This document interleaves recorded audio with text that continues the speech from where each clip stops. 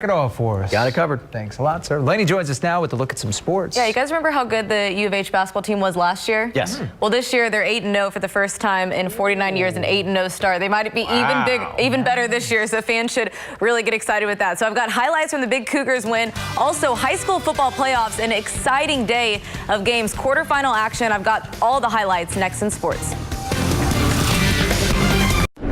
Welcome back. A ton of big high school playoff games today across the state and several right here in Houston. Some quarterfinal games as teams look to stay alive another week. And right now at NRG Stadium, North Shore and Cy-Fair are just underway. So I'll have those highlights back here tonight at 10. But we will start with 5A undefeated Shadow Creek meeting Foster up at U of H. Sharks trailed 21-7 midway through the third, but then quarterback Jamarian George gets hot. The senior scores 3 straight rushing touchdowns as SC pulls ahead 25-21 with under 5 minutes to play. But the Falcons get a chance to answer. Ryan Stubblefield puts it up here, 42 yards to Cody Jackson. Foster's inside Shadow Creek territory now, but the Sharks defense holds and Shadow Creek wins 25-21 in their first year as a varsity program. They are in the state semis.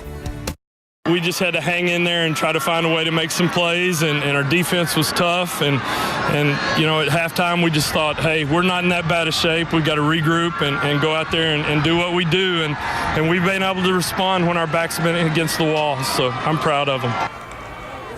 In that first game of the doubleheader at NRG Stadium, Beaumont, Westbrook, and Cy Creek. Westbrook jumps out to a big lead. This touchdown made it 31-7 in the third, but Cy Creek not going down easy. Julian Brown under pressure finds Eddie Jimerson near the 10. He does the rest for the touchdown. Then fourth quarter, Brown over the middle to Jaden Gray, making the one-handed grab to get within 10, but Westbrook wins that one 31-21.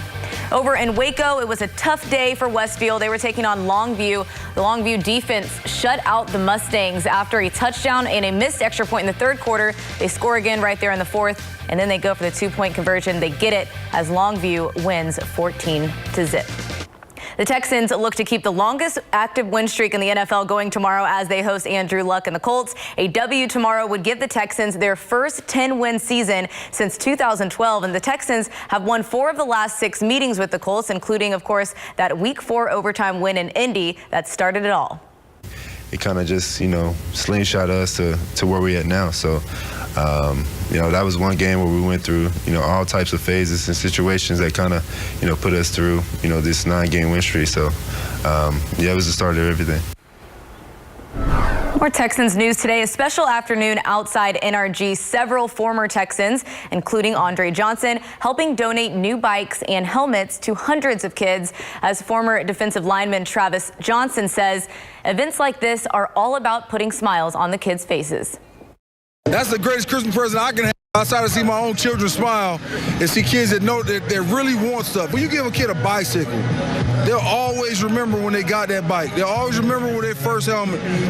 So the smiles are worth it's a beautiful thing.